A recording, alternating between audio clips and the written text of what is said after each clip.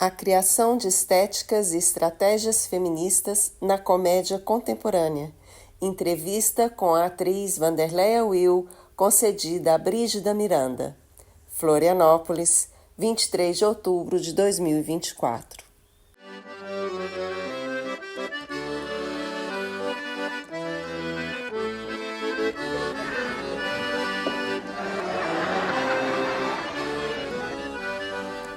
Premiada atriz brasileira, criadora da personagem Dona Bilica e reconhecida internacionalmente por espetáculos de comédia física como De Malas Prontas e Desajustada, Vanderleia Will reflete sobre a transformação de seus processos de criação teatral a partir do seu despertar da consciência feminista.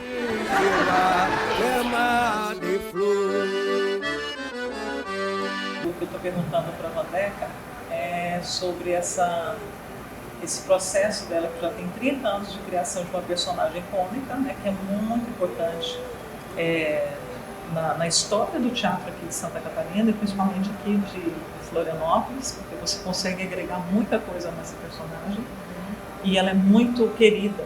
Mas além dessa personagem, você tem um trabalho também com outros personagens de construção de cena, com um teatro físico, com elementos assim de palhaçaria e teatro físico muito bem estruturado, né? E você me falou de um espetáculo novo, né? Então eu queria que você falasse um pouco do que você percebe como artista criadora, sim, desses elementos que você escolhe para tratar a cena, mas a partir de repente de uma comicidade, se você identifica essa comicidade como uma comicidade feminina, feminista, se essa comicidade ela não tem gênero, como é que é isso? A minha forma de criar meus espetáculos na cena, eles partem dessa linguagem cômica, e eu tenho um espetáculo com fala e eu tenho um espetáculo sem fala, de comédia física. Eu não parto de um texto, a minha dramaturgia ela é criada coletivamente, então são processos mais demorados, né? Os espetáculos levam 9 meses, 1 ano para serem criados, porque a gente vai para a sala, começa a treinar, a experimentar, a improvisar. Então, o De Malas Prontas eu não tinha essa consciência, era num outro momento da minha vida. Quando eu saio e me torno consciente, tudo se abre, tudo modifica.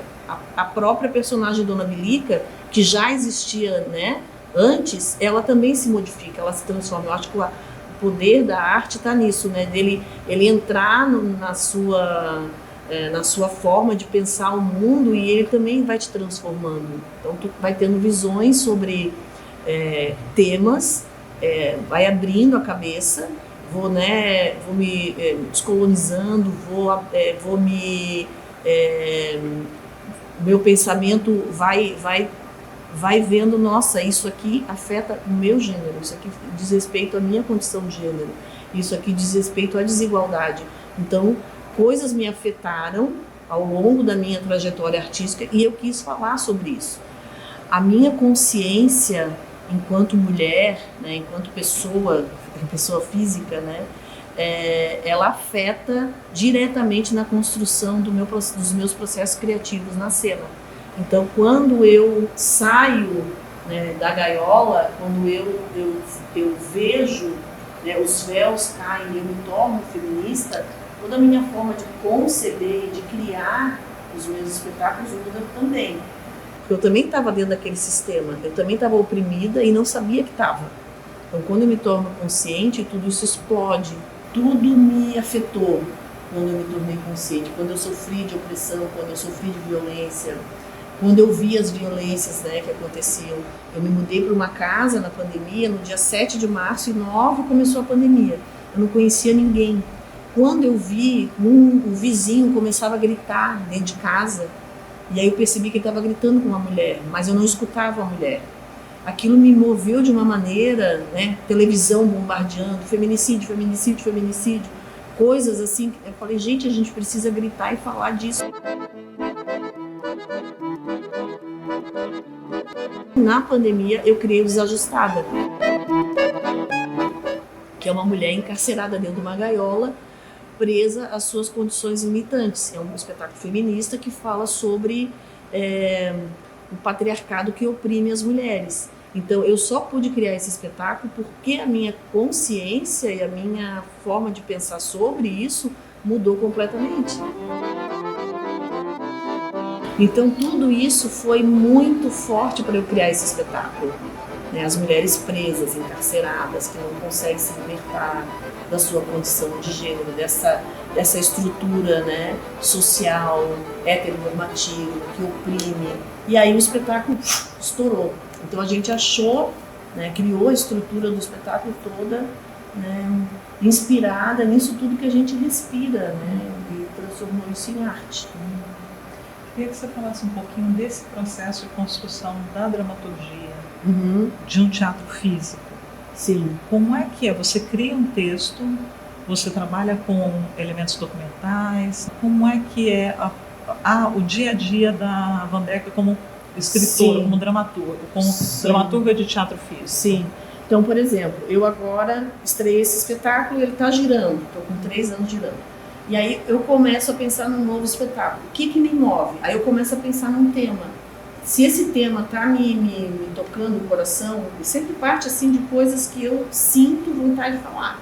Então isso me toca, isso eu quero falar disso. Aí eu começo, eu penso num diretor, numa diretora, né? Eu penso nas pessoas que eu gosto de trabalhar. Eu tenho me identificar, eu gosto muito de trabalhar com pessoas que me apoiam, que me acolhem, que entendem a minha linguagem. Como é uma linguagem muito específica, muito autoral, é um tipo de trabalho que não é, né, não é uma interpretação de texto. Então eu trabalho muito com o Renato Turnes. O que tu estás me dizendo, homem? Daí quando ele fala da coisa, é pela Bilica que eu tô fazendo isso, né? Uma coisa tipo assim, daí teu coração de mãe. Foi o diretor do Naquele Tempo e eu tô pensando nele para dirigir meu novo espetáculo. Então eu já converso com ele, a gente já troca o tema é esse.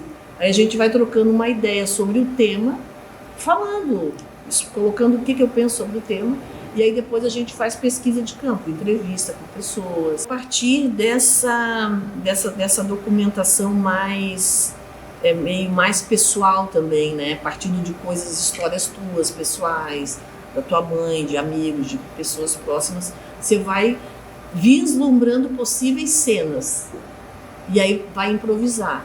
Então a gente começa a improvisar cenas e tentar jogos, né? Jogos que podem surgir. Então no Desajustada a gente estava num computador, ela em São Paulo, eu em casa, nós duas presas, né? Então a gente começou assim, eu tenho uma cena que aconteceu comigo que era eu lavando roupa. Me incomodava demais, porque eu lavava roupa e aí quando eu ia pendurar a roupa, o varal estava cheio de roupa pendurada que eu não consegui recolher porque eu não tive tempo. Aí eu recolhia aquela roupa, pendurava a outra e quando eu ia botar a roupa suja para lavar na máquina, a máquina estava cheia de roupa para pendurar. Era um ciclo vicioso que eu tinha na minha vida cotidiana, sobrecarregada, com 2 filhos, fazendo coisas que eu não queria, sabe? Então assim, a vida, a minha individualidade, a minha liberdade enquanto mulher inexistia, porque eu tinha que fazer o que um outro, né, um homem queria que eu fizesse para suprir os sonhos e desejos dele. Então, a partir daí a gente criou uma cena, que é a cena da palhaça lavando roupa.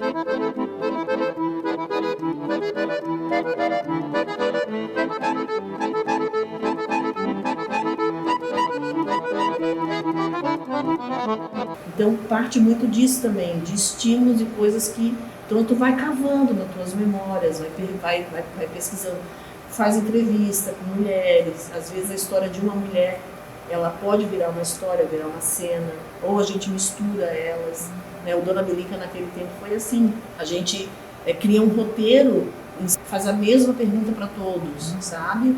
Então isso também vai te dando um esboço, né, de documentar vários relatos e histórias. A gente criou a história da vida da Dona Bilica. Naquele tempo, vocês até nem se lembram que nós passamos naquele tempo. Naquele tempo a vida da gente era outra, né? Naquele tempo a casa era de assoalho, né? Naquele tempo era uma fartura. O peixe sartava em terra. Tinha de tudo, tinha de tudo. Tinha mangona, parati, tanhota, tainha, anchova, pampo, bagre, papaterra, robalo, linguado. Oi, cocoroca! A Dona Bilica, ela é uma representante dessas mulheres, né? Aguerridas, que cuidavam da família toda, que eram rendeiras, eram benzideiras, que ficavam sozinhas muito tempo, né? Então elas se uniam. Meu marido ia pescar e ela ficava sozinha. Sim. Todas as senhoras que eu conversei, elas falavam assim, ai, antigamente era muito ruim, agora é bom, a gente tem ônibus, a gente pega ônibus, porque elas tinham que fazer tudo a pé. Sim. Era muito sacrifício para fazer as coisas todas. Lavar uma roupa, lavava na lagoa. Agora tem máquina de lavar, agora é muito bom. Elas estão sempre ligadas ao servir alguém, né? Meu Deus, gente, ó, desculpa, tá? Acabei de acordar e nem preparei um cafezinho para vocês, um cafezinho cabeludo.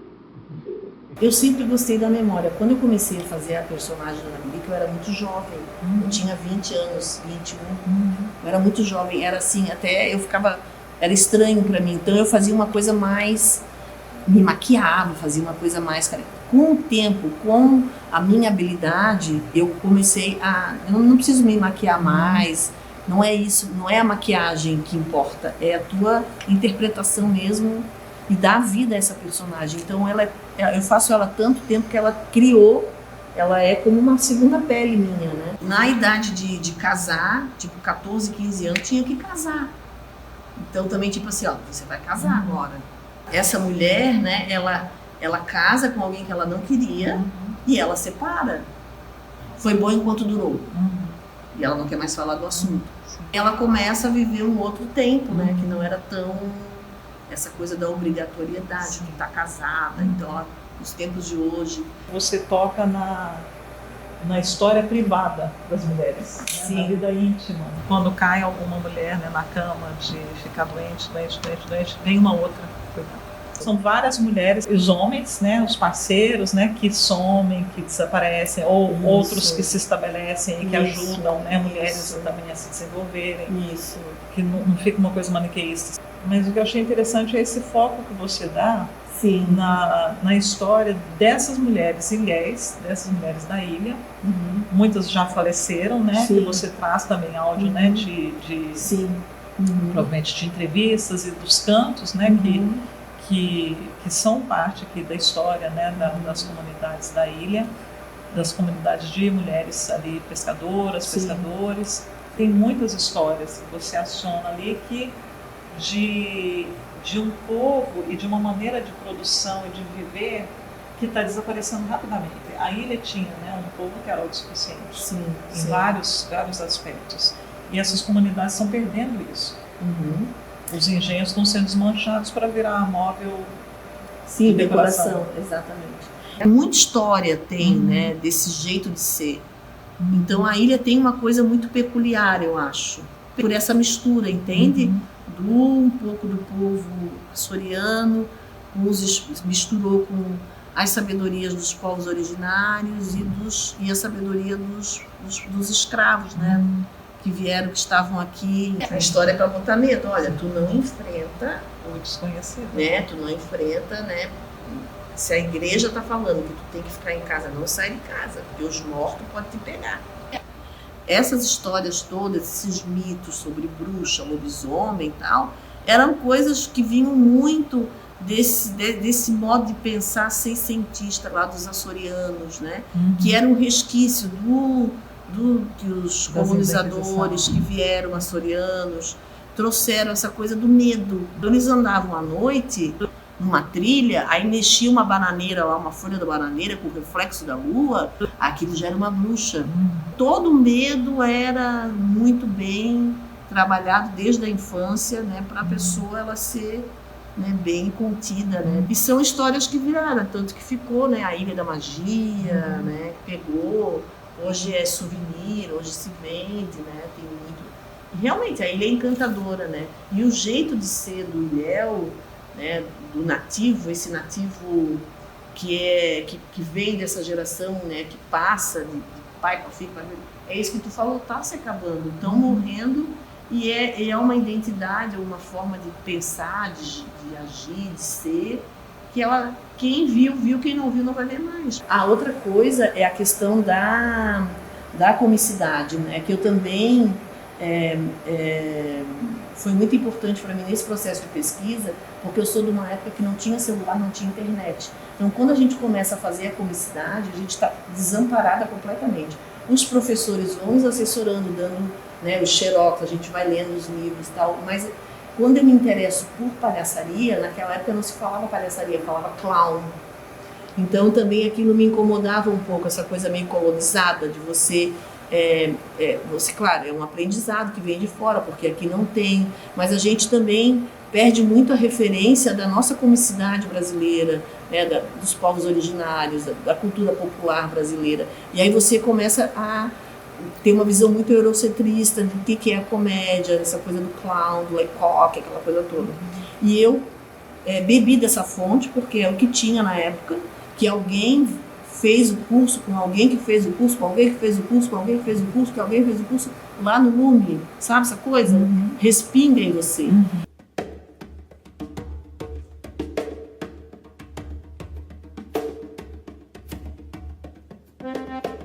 Então, até eu me desvencilhar de todo esse aprendizado que eu tive e pensar numa comicidade feminina própria, não replicando gags masculinas, piadas masculinas, o que é o politicamente correto, você entender que quando você aponta o dedo para alguém ou faz uma piada sobre a aparência física de alguém ou sobre o gênero de alguém, isso é errado.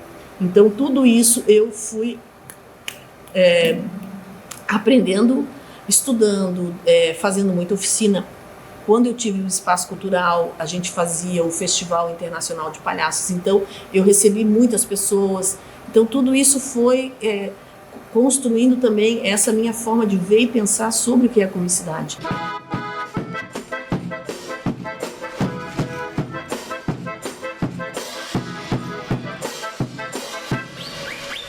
Hoje estou em um outro momento que é isso, olhando mais para a comicidade feminina, vendo como as mulheres elas se colocam num lugar de objeto ainda fazendo comédia, as palhaças, né, objetificando o corpo delas, né, falando sempre dessa questão, né, de que é casar, ou de que precisa de alguém de um homem para casar, ou em relação à casa, à limpeza da casa, ou ao corpo delas, né? O que mais uma mulher sonha, ambiciona, vislumbra, além dessas necessidades, né, que é cuidar da casa, do filho e do marido, e ficar preocupada se é magra ou se é gorda, sabe? Então eu tenho, quando eu dou as oficinas e dou o treinamento, eu compartilho essa minha experiência e tento falar sobre isso com as pessoas, né? Peraí, quem é você? Você quer fazer rir como? Por que você quer fazer rir? Aonde você quer chegar com isso? Porque o riso, ele é libertador, mas ele aciona emoções, ele pode tocar em outros lugares, né? Então, eu estou bem feliz, assim, que eu estou conseguindo, através dos espetáculos, chegar nesse lugar porque as pessoas vêm no final e me comentam, né? Nossa. Eu estou muito feliz, gente, estou muito feliz. A liberdade é algo que não tem preço e eu não negocio nunca mais. A liberdade é só minha. Obrigada, colega.